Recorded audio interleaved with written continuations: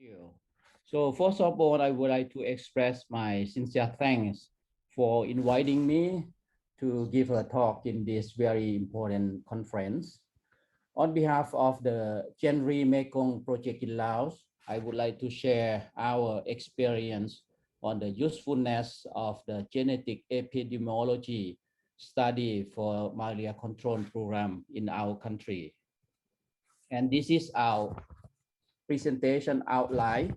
First, we will talk about the epidemiology of falciparum malaria resistance in the Greater Mekong Subregion country or GMS country, and then also in Lao PDR.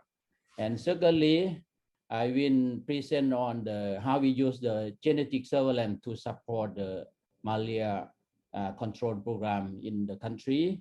Thirdly, I will present about the antimalarial drug resistant result using the molecular drug resistant marker. And fourthly, we will touch on the epidemiological monitoring. And last but not least, how we use genetic marker of malaria parasite to characterize the outbreak.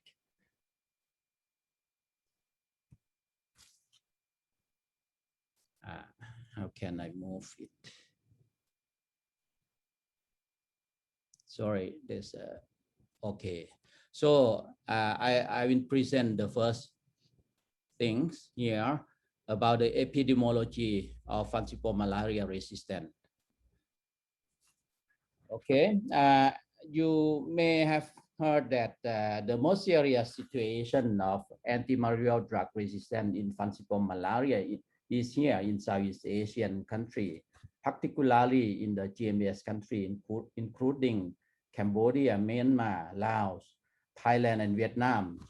And the first evidence of falciparum malaria resistant to artemisinin drug is in here in 2008, which is the artemisinin is the most powerful antimalarial drug.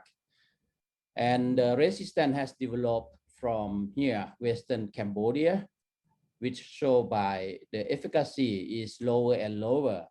Therefore, in 2008 here, DHA-PPQ, dihydroartemisinin-PPQ, has been adopted to be used in Cambodia to respond to resistant situation.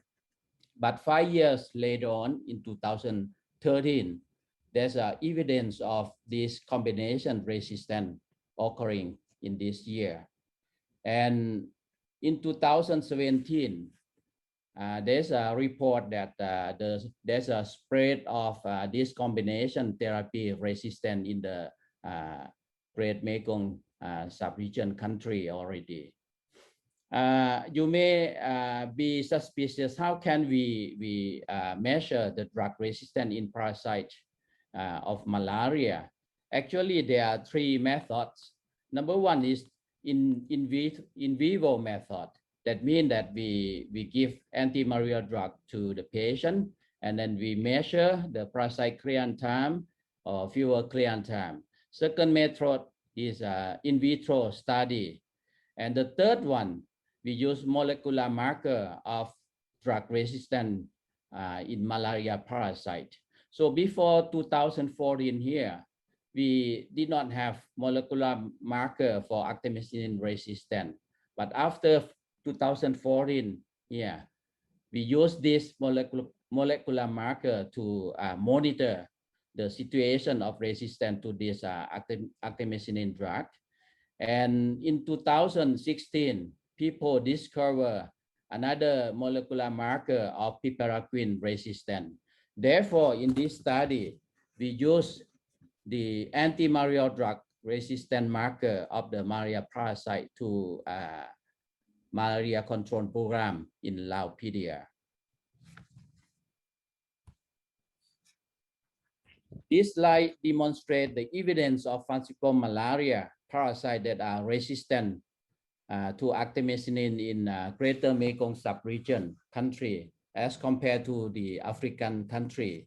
So this is the clinical trial conducted in 10 countries, 3 in Africa and 7 in Southeast Asia, involving 15 study sites, including Laos, For Laos, we conducted in Attapeu province, which is the southernmost province in the country. The y-axis here represents the parasite clearance half-life. If this value is over or more than 5 hours, this implies that the parasites are likely to be resistant to artemisinin drug. And here, you see a lot of red dots here. They represent the mutant or the resistant parasite, while the blue one here represent the sensitive strain of the parasite.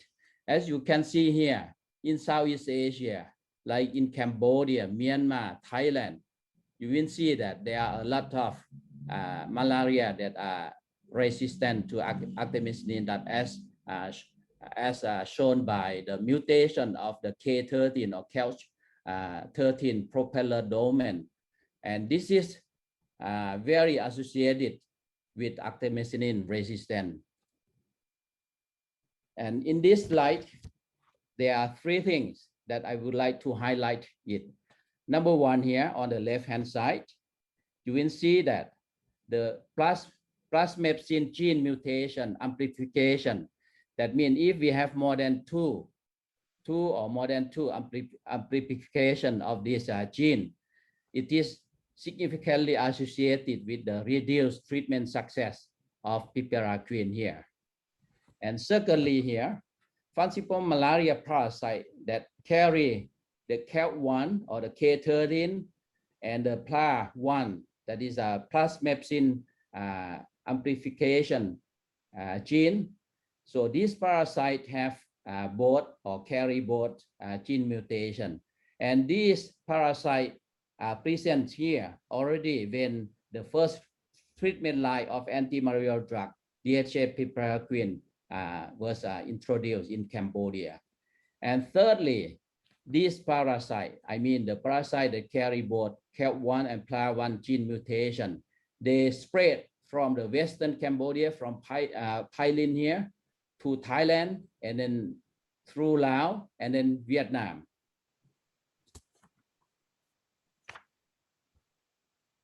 How about the situation in Laos at the moment? Actually, malaria has been significantly reduced in Laos since we introduced the artemisinin-based combination therapy in 2005, and we use artemether-lumefantrine for the uncomplicated cases. For the severe cases, we use intravenous artesunate. However, malaria is still a public health problem in the southern part of Laos. That is, there are 5 provinces ranging from Savannakhet, Salawan, Attapeu, Champasak, and Sekong. And we have some problem regarding malaria in our country because, number 1, there's a pre-existing artemisinin falciparum parasite already. And secondly, even we have not used DHA-PPQ, but the parasite already developed resistant to this combination therapy in our country. So therefore, in order to respond to this problem, we try to use genetic marker of drug resistant surveillance to monitor the parasite in order to provide the affordable monitoring of the parasite to antimalarial drug that we use in the country. And if we can detect early the resistant parasite timely, and then we will be able to prevent the spread, and also we will be able to limit the public health consequences. Second, I would like to present about how we use the genetic surveillance to support the malaria control program in the country. Okay, since 2017, we have been collaborating with the University of Oxford and also Mahidol Oxford Research Unit in Bangkok to carry out the genetic surveillance of falciparum malaria parasite in the country. And this project is called GenRe-Mekong project. So briefly, we actually collect the dry blood spot from the patient with malaria.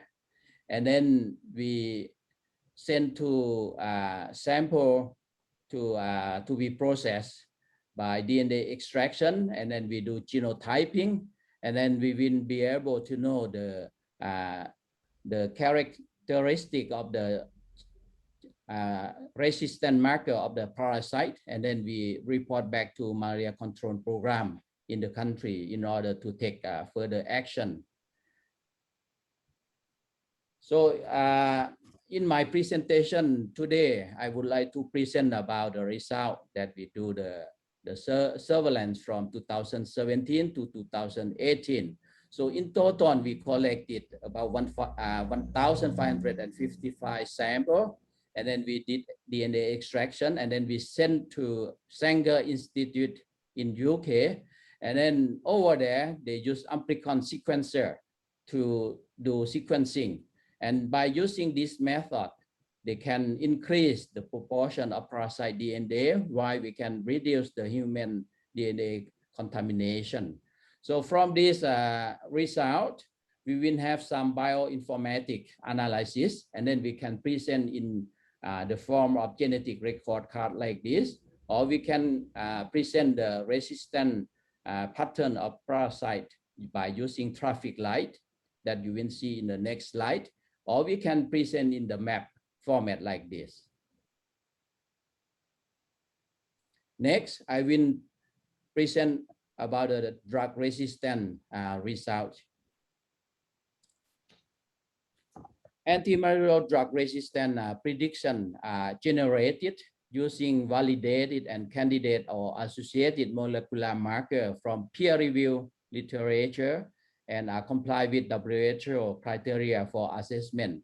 For example, on the left-hand side here, these are antimalarial drugs that we are interested to study, and these are the genes that confer resistance to this antimalarial drug, and these are the amino acid position that the mutation can occur, and this is the wild type. For example, we use the genetic marker that is K13 or kelch 13.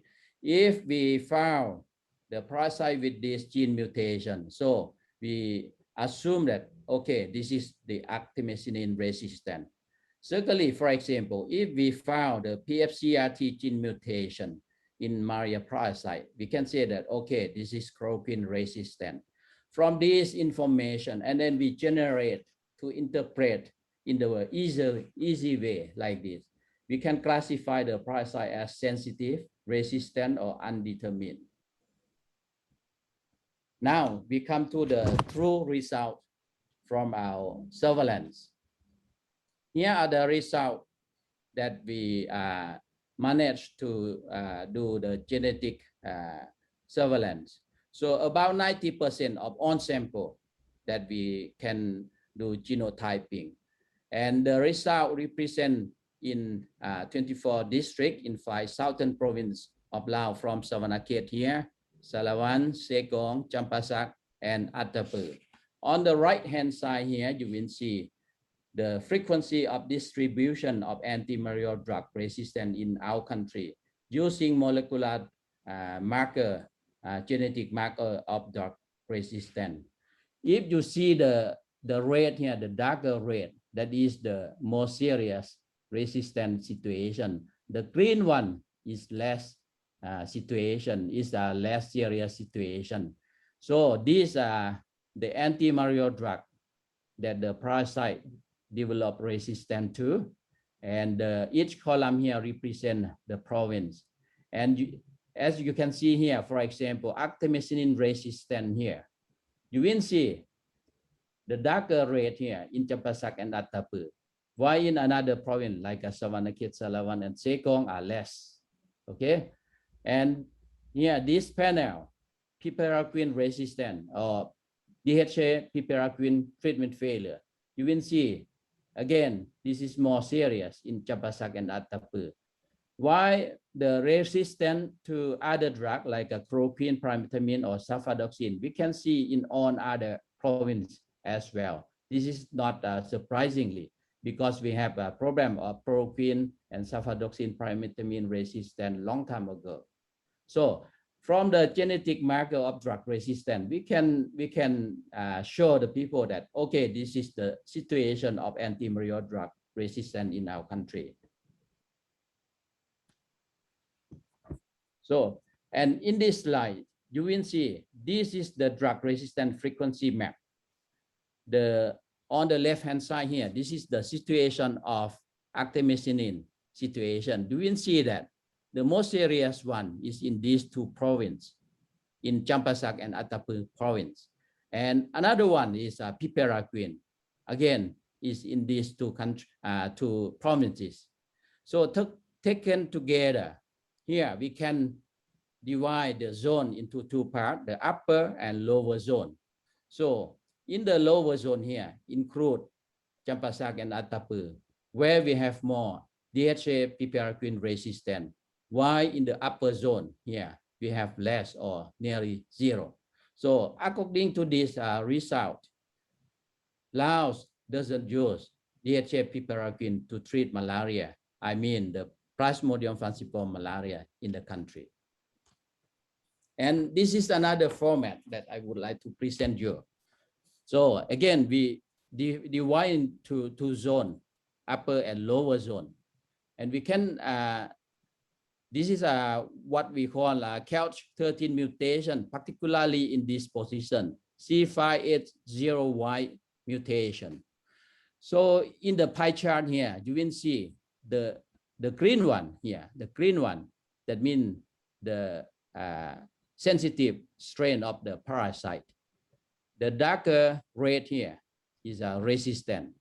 You will see here that in the upper zone, we have less resistant artemisinin. While in Champasak and Attapeu here, we have more. Okay? And also in the lower zone here, we have more parasites that carry the KEL1 and PLA1 gene mutation that confer resistance to DHA-PPQ here. You may be wonder whether the resistant parasite that happened in Champasak and in Attapeu province, did it occur spontaneously in Laos, or where did they come from? So this slide showed the distribution of the KEL1 and PLA1 parasite in the lower zone of Laos, and that border with Cambodia and Thailand as well. Actually, this mutation already occurred here, and it spread from here, Cambodia, to Thailand, and then to Laos. Okay, on the right hand side here, you will see the blue one, the darker blue, that means they are quite related or connected.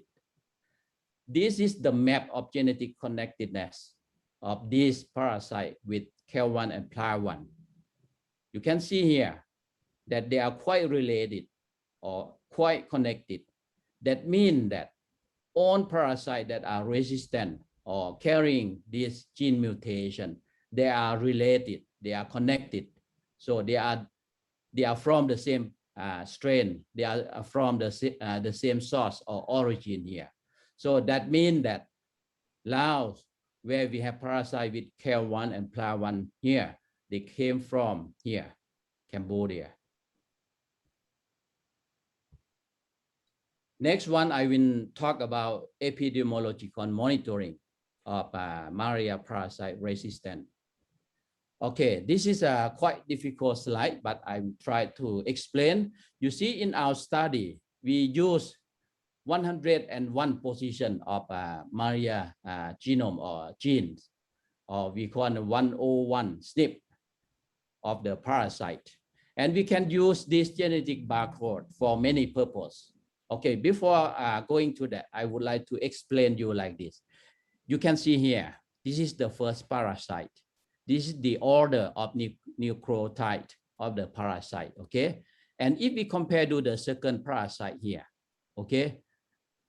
Here, we we have what we call mismatch. They are not the same. And here, G and G here, blue and blue here, we call they are matched. Okay, they are matched. When we have high number of mismatch like this, okay, you can see here between these two strain of parasite. So there is a high number of mismatch. Okay, when there is a high number of mismatch, we call that we have low percentage of similarity. That means they are less similar, right, in this couple. Okay, in the second panel here, you will see this sample and this sample. Okay, there is a low number of mismatch. Okay, only what we call 6, for example. The rest, nearly 100, they have quite a lot of match, or we have quite many similarity.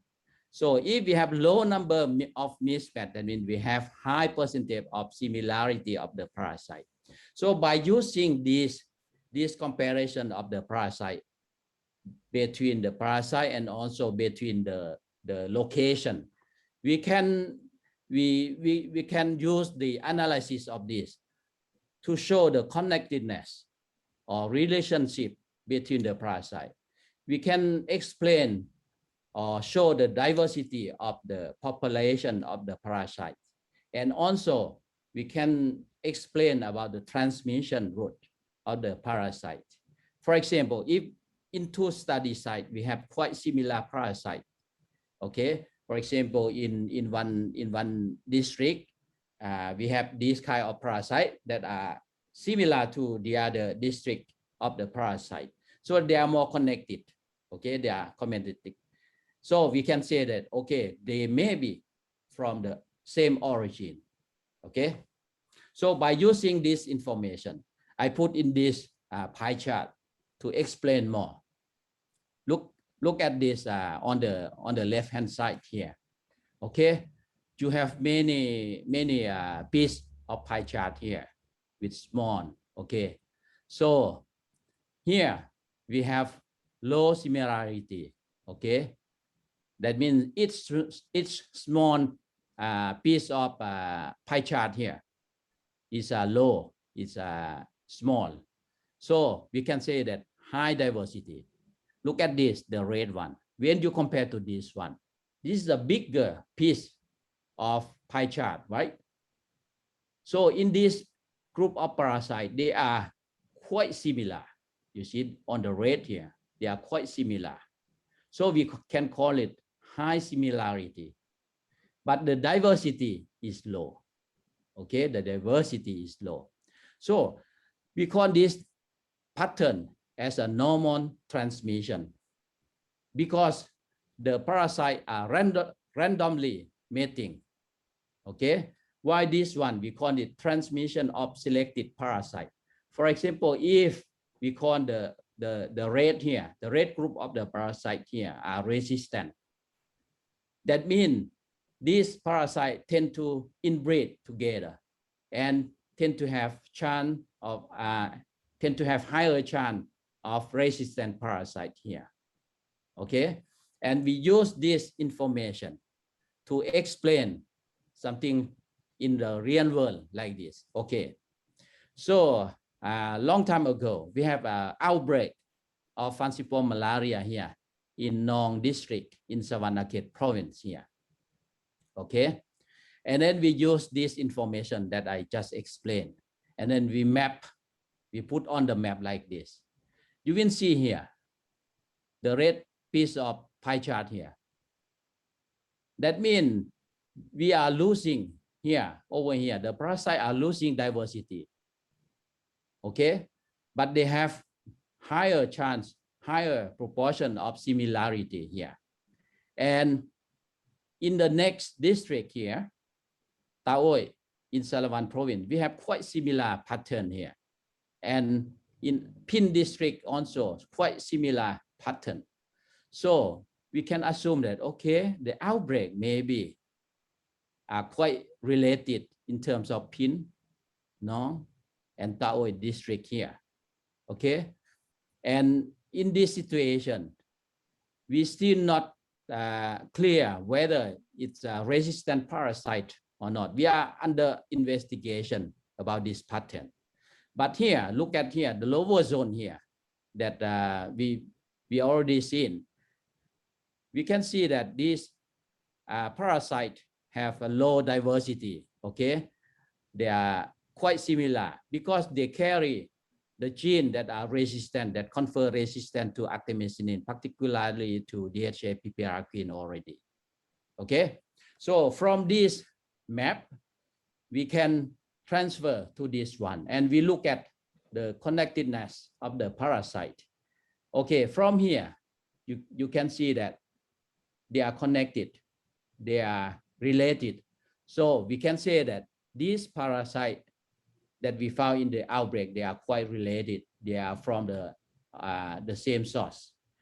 Why the parasite in the lower zone here? They are also connected here, but they are not connected to the upper zone parasite here. So there are two groups of parasites in the upper zone and the lower zone here. So the last but not least, I will explain about how we can use genetic marker of parasite to characterize the outbreak in Laos. Between 2000 and 2021 here, we have quite a big outbreak in Attapeu province of falciparum malaria here, over here. You see this is the total number of the cases, and this is 2000 and 2001. Yeah, we have an outbreak here. And we use genetic marker of malaria parasite to investigate why this pattern happened. Okay, so we are now under investigation about this. So we set up the hypothesis. The outbreak that we found, number one, hypothesis one is there's an emergence of drug resistance, probably due to resistance to lumefantrine. Or number two, hypothesis two is there are just more infected mosquito bites over there. So therefore, we collected the sample from the patient. So more than 400 samples. And then we sent to be genotyped in the Wellcome Trust Sanger. And then we are waiting for the result. And we will use the epidemiology analysis to look at the detail of this outbreak. We can compare the population diversity in the outbreak one with the normal one from other province. And for example, if we see the reduced diversity in that area, okay, so our interpretation would be, okay, maybe there's a selection of malaria parasite, probably the resistant parasite selection over there. So if it is in this scenario, so we have to consider the new treatment over there, okay? And in case that we found the increased diversity, okay, increased diversity, so maybe there's a possible of association with increased transmission. So in this case, our intervention would be vector control or personal protection measure, for example, okay? So in conclusion, we are quite successful in using genetic surveillance of drug resistance in malaria. So in Laos, we found that there are a lot of genetic marker of drug resistance to DHA-PPQ. So that's why our malaria control program do not use that antimalarial drug to treat the patient. And secondly, we can use the potential epidemiology monitoring to, number one, for example, the genetic connectedness we can use to identify the cross-border transmission that I present previously in my presentation, that we have resistance to artemisinin that did not occur intrinsically in our country, but it spread from other side of the border. And the population diversity and can also be useful in characterizing the outbreak that I just mentioned in Attapeu there. We are waiting for the result. I think that is all for my presentation. So last, I would like to thank the National Malaria Control Program, the Lomru, Moru, and especially the Wellcome Trust Sanger Institute for their help or support to do genotyping. Thank you very much for your attention. Thank you very much, Professor, for very impressive talk. So we are now in the Q&A session. So, we have questions in the chat box from Professor Wu. First, there are different frequency of the resistance in different provinces. Why this happens? Is it related to the prevalence? And the second one is, now you know the situation of resistance. Next, what you can do to decrease or avoid the resistance? Okay, thank you very much, Professor Wu, for your question. The first question, why there's a difference in terms of distribution of malaria parasite in the southern provinces of Laos? Actually, it is not related to drug pressure because in Laos, the ACT, the artemisinin combination therapy that we use is AL, artemether-lumefantrine, throughout the country. So absolutely not related to antimalarial drug that we use. The most likely explanation to that is the spread of the transmission of resistant parasite from our neighboring country that I already presented, that they are from Cambodia. And when they spread, they go through the southernmost province, that is in Attapeu and in Champasak province. These two provinces share area, share border with Cambodia. And some of the parasite from these two provinces and then spread further on to upper part of the country. That is why there's a difference in the distribution of the resistant parasite. Secondly, how can we decrease the resistant parasite in the country? This is very a difficult question to say about that. But number one, as we all know that the resistance of falciparum malaria parasite to artemisinin is from the drug pressure. That means the more we use artemisinin, the more likely that we will have more resistant parasite. So we have to control on the use of the antimalarial drug in the country. And actually we have been doing that. That means we have to prove that, okay, the patient with fever have true malaria parasite. So we use RDT, rapid diagnosis test, at the very grassroots level, for example, at the village level, up to district, and also in the private pharmacy, there's also RDT available. If positive by RDT, and then we can prescribe the antimalarial drug properly.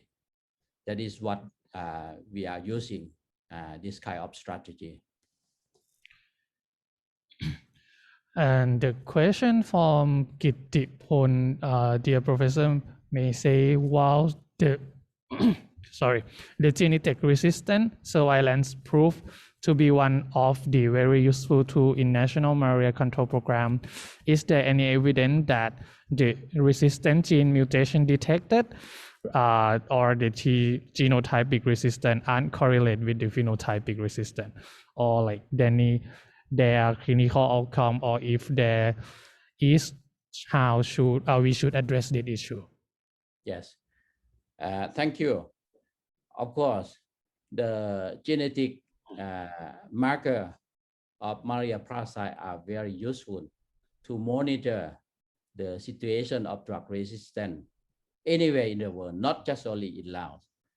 As I shown in the presentation, that we found the kelch 13 and plat1 plasmepsin gene mutation in the two provinces, in the two most southern provinces, Attapeu and Champasak. So there are a lot of gene mutation that confer resistance. So that's why the malaria control program do not use DHA-PPQ to treat malaria patient over there. So this is one example that the genetic marker is very useful to guide the national treatment guideline in the country. And for the second question, how can we cope with the resistant situation I already mentioned to the second question of Professor Wu. Thank you. Okay, next question from Echo. Could you explain more about the hypothesis 2 that you mentioned? Just more infected mosquito bite?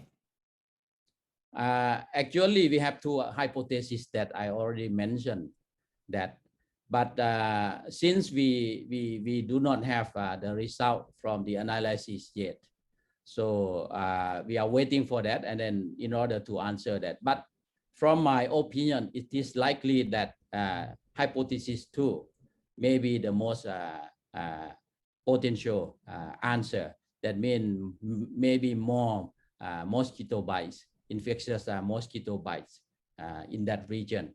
And I already asked my friends why there are outbreak during that period. I asked about whether people went into the forest, and the answer is yes. So quite many people during that time, they went into forest to seek for the forest products and other. So they got infection in the forest. So probably due to the infectious mosquito bites. Okay, and the last question from Mayxay. How can the malaria-resistant type spread from Cambodia to or Thailand to Laos? Is the migration transmission caused by human migration? That's right. The human migration is very important mode of transmission of the malaria parasite, as other pathogen as well as COVID, for example. So the human migration is the key one. Okay, thank you, Professor. So we have a lot of engagement here. So if anyone still have your question, you can drop here. Professor is still with us and he can answer you through the chat box.